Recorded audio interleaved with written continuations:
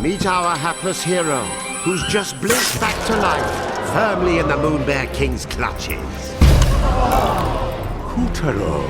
You'd be forgiven for wondering just what the hell Puppeteer is.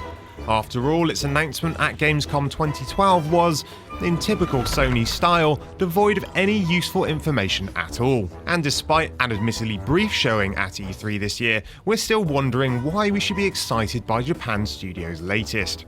Fortunately, the Code Fairy did us a solid and dropped off a shiny new disc of Puppeteer joy for us. And so, in the spirit of sharing, here are 7 reasons we think Puppeteer deserves its time in the spotlight. So skinny. Puppeteer is inspired by Japanese puppet theatre called Bunraku. No, we'd never heard of it either, but it does mean that Puppeteer works in a rather unique way. There's no side-scrolling like a typical platformer. Instead, the sets dynamically change and shift around you, transporting you from scene to scene. Various theatrical effects like fog, set pieces, and the cheers, boos, and sympathetic cries of an audience react to your actions, creating a brilliant sense of atmosphere. And while tonight was no exception, it would prove to be quite exceptional. Think of Puppeteer like a cross between Little Big Planet, Super Mario Bros. And Monty Python. And if that doesn't interest you, well, you're dead inside. Get me out of here!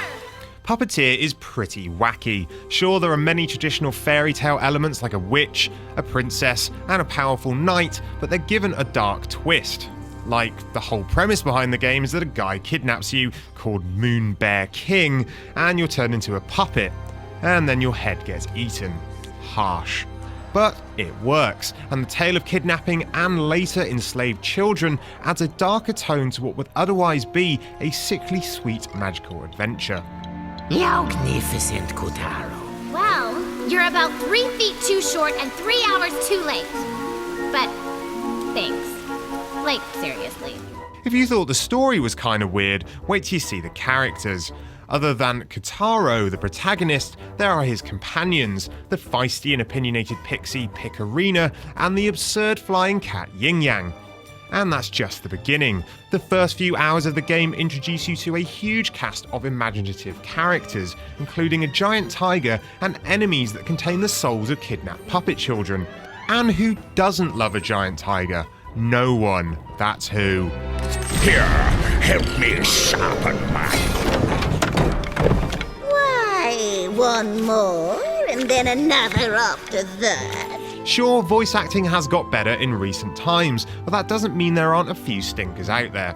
Fortunately, Puppeteer's is great. The voice actors perform their lines convincingly, and their over-the-top delivery is well suited to the game's theatrical style, bringing characters like the tyrannical Moonbear King and the evil witch to life.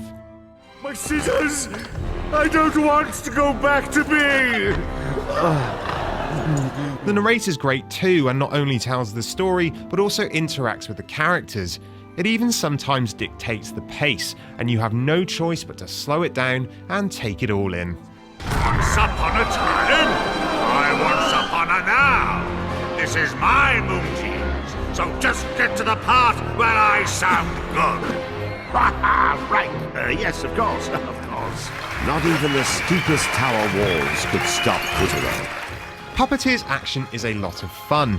It's fast-paced, effortlessly switching between traditional platforming and puzzles to scissor-based combat. There are always new things to see and do, and each level flows seamlessly into the next.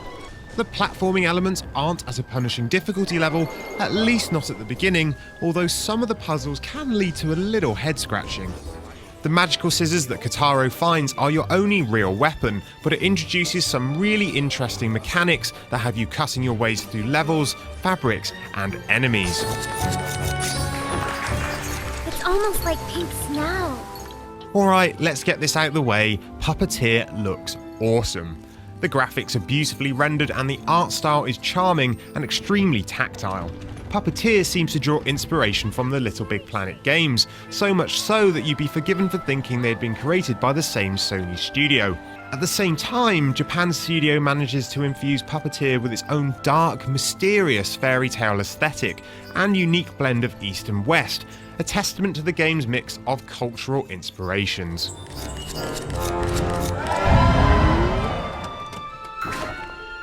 Lastly, there's co-op, which is always a great addition if you can rope in a friend. If you're playing by yourself, you can control Yin Yang or Piggarina with the right analog stick, but with a second player, they can control your companion for you. As the second player, you can scout ahead, find hidden objects and areas, locate new heads, and more, and that's only in the first few hours of the game. There are constantly new things to find and new ways to explore the environment. There's that head symbol again. It would be easy to dismiss this wacky game by Japan's studio as just another platformer dressed up in an undeniably charming package, but that would be a mistake. Puppeteer is a really interesting game, with some clever touches that make it far more interesting than your average puzzle platformer.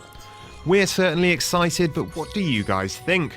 Drop us a comment below or hit us up on Facebook and Twitter. And for more on the charming fairy tale of Puppeteer, just head over to GameSpot.com. Watch as I devour all that stands in my path.